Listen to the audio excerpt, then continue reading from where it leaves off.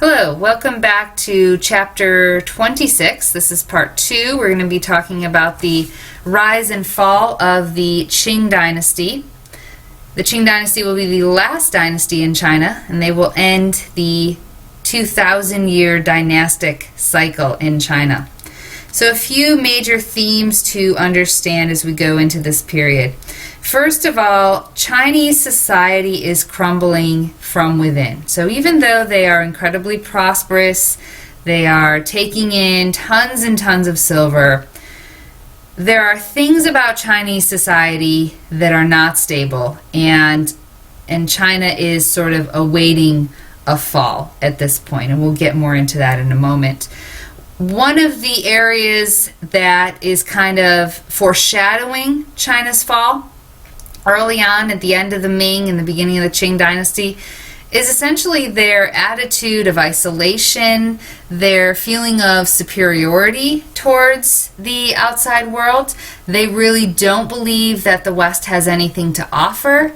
And as the West grows stronger and stronger, this is going to put China increasingly at a disadvantage as the 19th century comes and as European power grows throughout the 19th century. Western powers will take advantage of China's weakness at this point, and by the end of the 19th century, you're going to see China, at least economically, under the control of Western powers. So the Qing dynasty starts with a nomadic group of people called the Manchus. This group resides in the northern areas of what is today China. They resided north of the Great Wall. So they were, at the time, a little bit outside of the reign of the the Ming dynasty. But they were able to perceive a lot of weakening happening in the Ming dynasty. Now, China, of course, was still very prosperous. The problem was the Mings had become lazy and corrupt. The people were being taxed heavily, so there was a lot of discontent across China, and the Manchus are going to sort of seek to exploit that weakness and come into China at that point. Nurhaci will be the unifier of the different Manchu nomadic tribes, unifying them into armies which will seize the areas of Ming control. They will establish themselves as a new dynasty in China. They will take the name Qing. However, whenever you see Manchu, just be able to recognize that Manchu and Qing are the same. They're the same dynasty, the same group of people. The Qing really don't change a lot in China. They realize that the Confucian system has kept China stable for years and years and years. One of their leaders, Kang Ji, becomes a very prominent Confucian scholar. And so Confucian beliefs, Confucian hierarchy will be maintained. Male dominance will be maintained. Most families will hope for sons, primarily. Well, one of the reasons is a very practical one, because if you have daughters, in order to get your daughters married off, you have to pay a large sum of money and goods to her potential husband. So daughters cost a lot of money. Female infanticide will rise during this period, and a wife's status in her household depends purely on how many sons she bears her husband. If she's not bearing enough sons, then chances are the husband will take one or several concubines to get those sons, because they are important to continuing the family line. And once again, in a very practical sense, sons are important to basically your retirement plan. They're the ones that are going to take care of you when you're old. So we've talked about this all before, and how Chinese society works with females leaving the home upon marriage, sons staying with their family and their parents. All of that continues. Nothing really changes socially under the Qing. The Qing do try to better the lives of the poor. Now, the Ming had taxed very heavily and oftentimes insisted upon tax payments in silver coin, which we talked about the poor did not always have access to. The Qing will attempt to lower taxes on the poor. They will sponsor some public works projects like the building of dams and canals to help with water flow. They will also promote some better farming methods, including crop diversification, so people are not farming the same thing in the same plot of land every year. This helps the soil to gain different nutrients and to recover. All of these things are aimed at bettering the status of the poor. Unfortunately, however, the landlord class really undoes a lot of the good that the Qing bureaucracy tries to do. The landlord class continues to exploit the peasants with high taxes. The landlord class just becomes richer and richer as time goes by. One of the ways they symbolize their wealth will be by growing their nails very long, and I'll show you a picture of that in a few minutes here. The long nails are basically symbolic of the fact that you don't have to do any manual labor. If you have long nails, you can't really do much work with that. So these nails that are several inches long come to symbolize a life of luxury. Sedan chairs, which is pictured here in the corner, and I think I've showed you some other pictures of them throughout the year, they demonstrate wealth. Of course, most wealthy women have their feet bound, so anytime they leave the house, they're going to have to be carried around in a sedan chair. The most dynamic or thriving sector of China, however, is the economy. But what's ironic about this is that the Qing really exert very little control over the economy. Silver is flowing freely into the economy. It's making merchants very wealthy. You've got a wealthy class of merchants called compradors, specializing in the import and export trade. They are buying up land, and their sons are becoming landlords and bureaucrats. And a lot of this is happening really despite the fact that the Qing and the Ming before them wanted to pursue isolationism.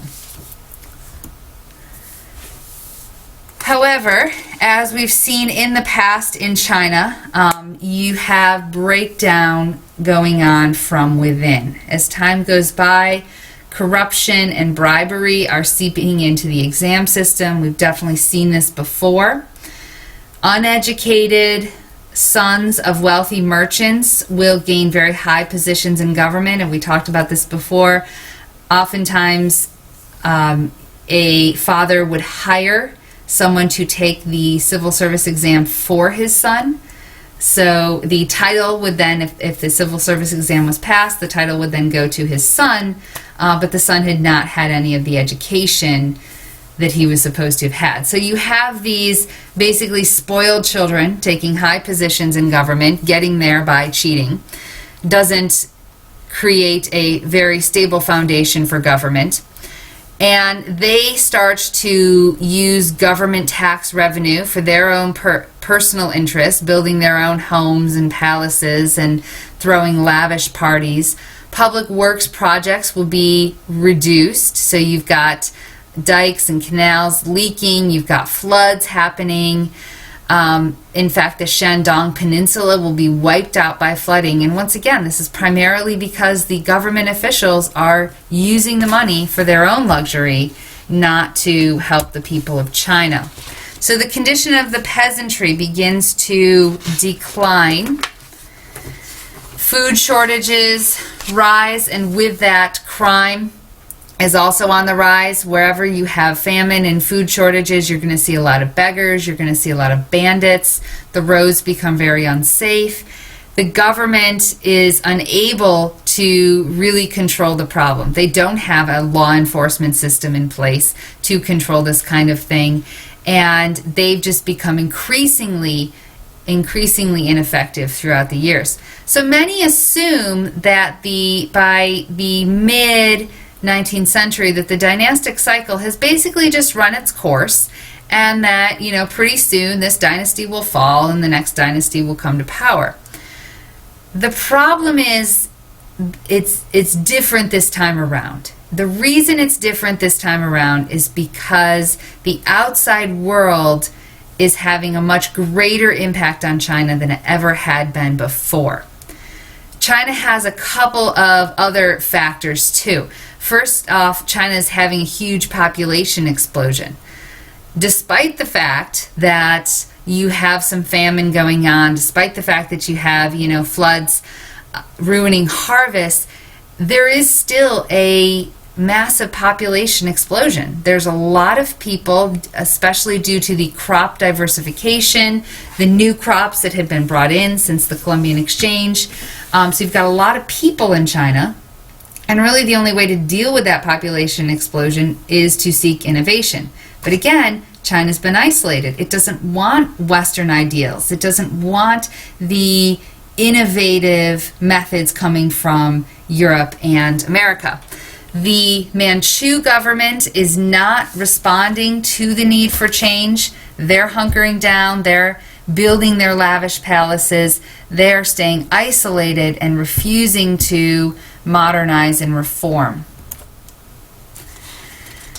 The Chinese continue to view Westerners as barbarians. Basically, they believe that Europeans are beneath them. Their culture is beneath them. They have nothing to add. The English, specifically, and other Europeans, but the English primarily, are very tired of losing all of their hard currency to China. Well, they very easily could deal with this problem by just not trading with China, but they still really like Chinese luxury goods.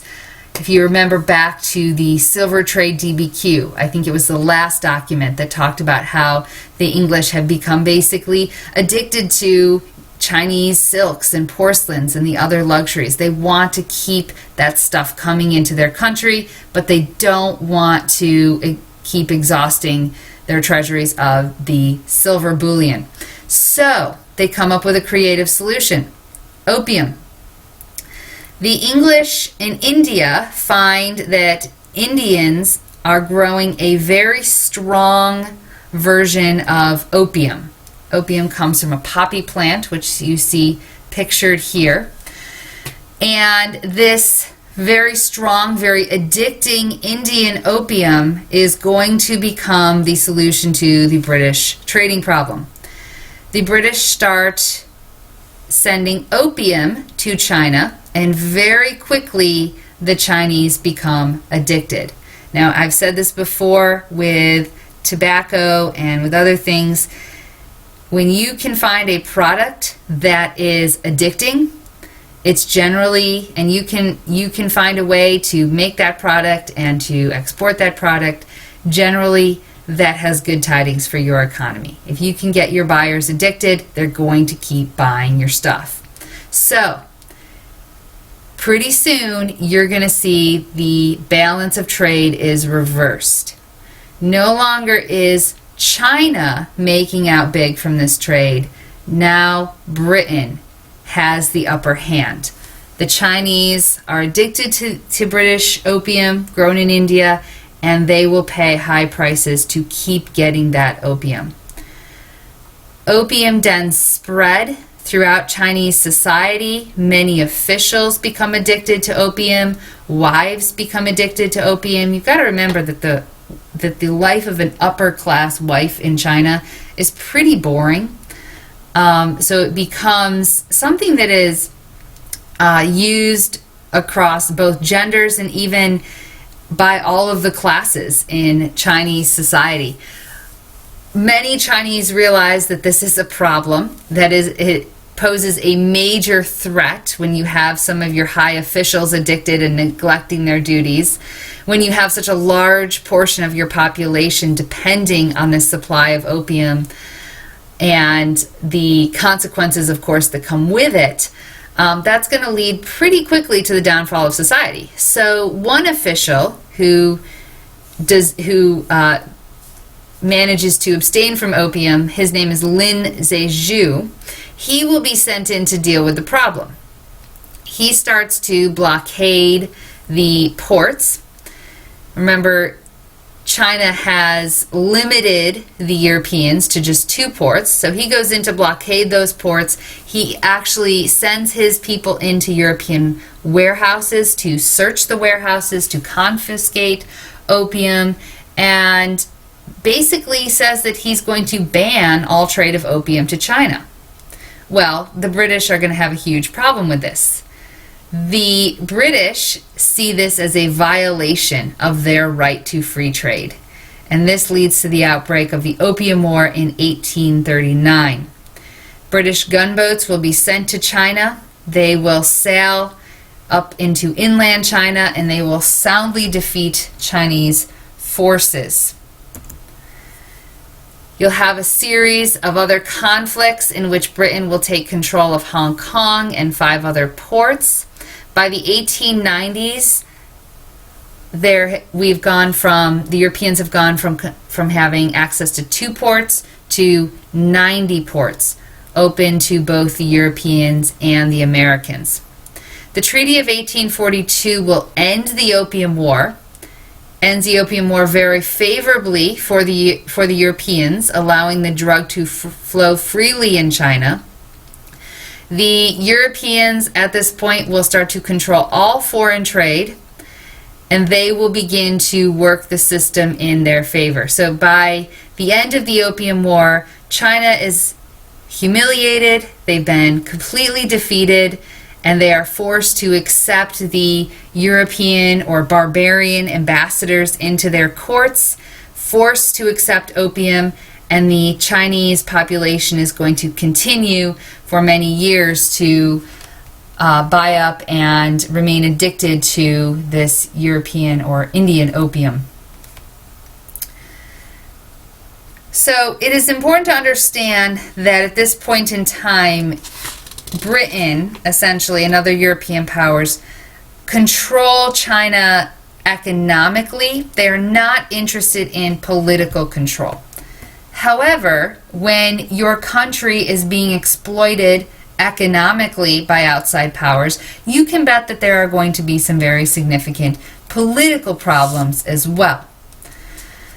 So the problems in China at this point are going to strengthen opposition groups. One group, led by Hong Jiquan, will be the Taiping, and he will lead the Taiping Rebellion. The Taipings have a sort of innovative strategy. They pose an alternative to Confucian society. They are some of the first to suggest that breaking down this Confucian hierarchical system might be good for China. They attack the scholar gentry, but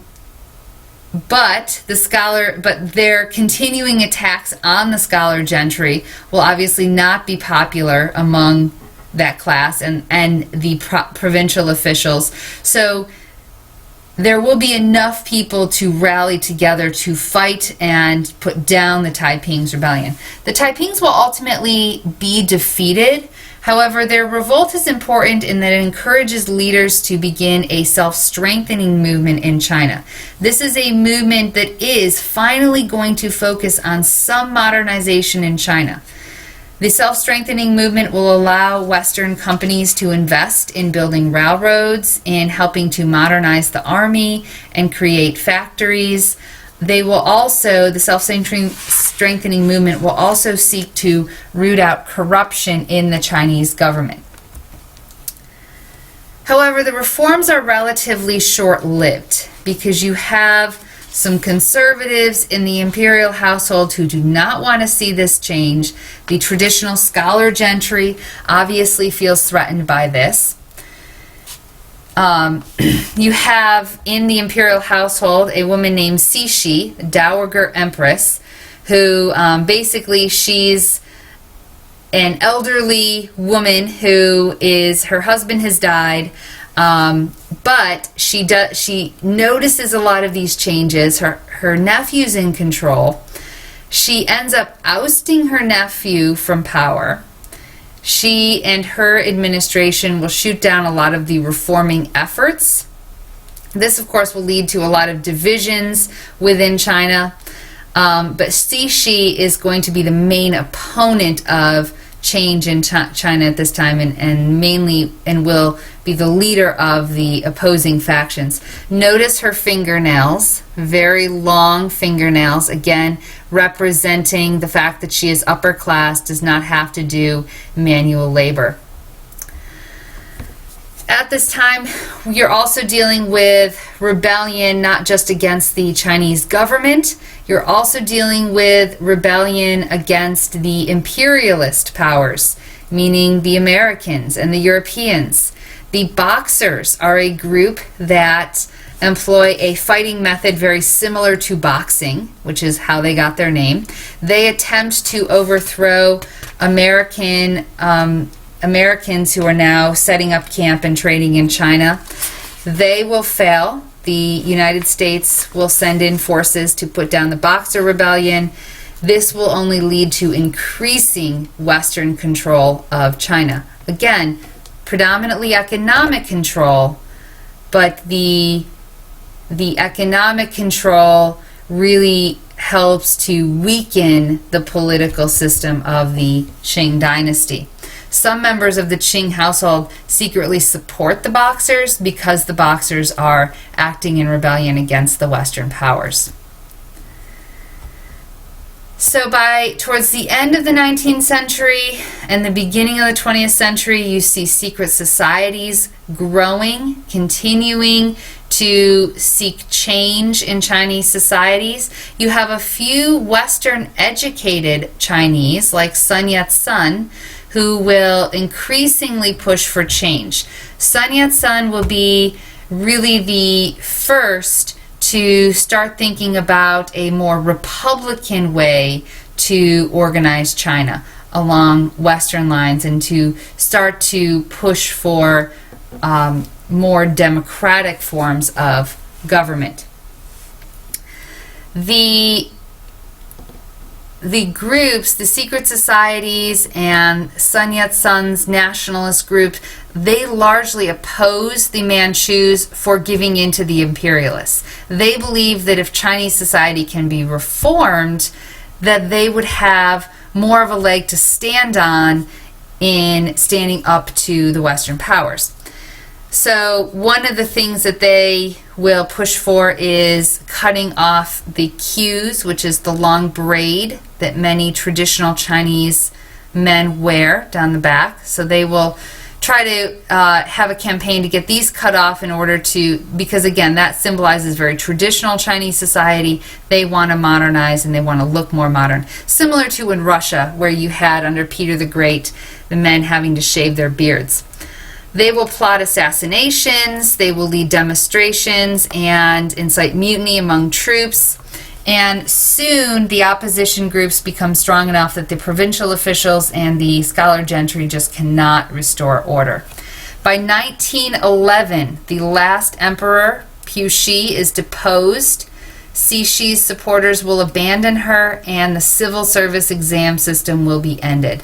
This is effectively considered the end of the Confucian system, which, as I said at the beginning, was the fiber that held China together for more than 2,000 years. So, in sum, you have challenges from the West that are posing a threat to both the Islamic world and to China. The Islamic societies are badly shaken, but their culture, their social system is not going to completely collapse like the Chinese system is. The Chinese, after 1911, you're going to have a lot of internal warfare. You're going to have communism versus the nationalist forces that are seeking a more republican style of government. We'll get a lot more into that in future chapters, but essentially the Chinese Confucian society is going to be completely dismantled throughout the rest of the 20th century. Islamic societies still remain fairly intact. Why the difference? Well, one of the suggestions that historians have posed is that the West has a common heritage with Islam that allows Islam to be more okay with borrowing culture from the West. China has always kind of perceived Westerners as barbarians, which prevented them from changing and modernizing until it was too late. Religious conviction also sustains Muslim society, and that will create a deeper motivation for revival. They believe that there is sort of a divine force at work and a heavenly reward if they can revive and if they can create a strong society. You don't really see that motivation under Confucianism. There's no sense of heavenly reward. There's no sense of divine guidance in a Confucian system. So those could be some explanations as to why China's society and culture falls apart more completely than the society and culture in the Islamic world. And as we've talked about previously, the Islamic world today is still trying to revive, or parts of the Islamic world are still trying to retain that culture and revive that culture and create Muslim unity. China, as we will see throughout the rest of the remainder of the year, China has a very intriguing history going forward as we get into the Communist Revolution and all that will follow that. So that wraps us up for chapter 26, and be ready for a quiz at some point in the near future.